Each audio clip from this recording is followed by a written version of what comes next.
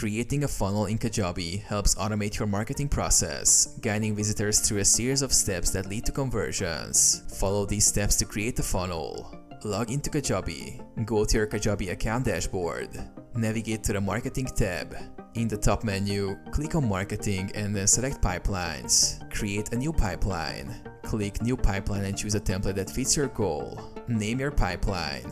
Customize your funnel stages. A pipeline consists of multiple stages, such as landing pages, email sequences, and checkout pages. Add pages. Drag and drop stages like landing pages, sales pages, and checkout pages into your funnel. Set automations. Add email sequences or actions triggered by user behavior.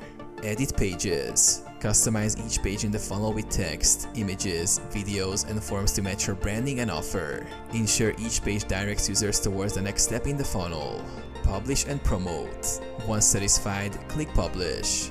Share your funnel link via social media, ads, or email.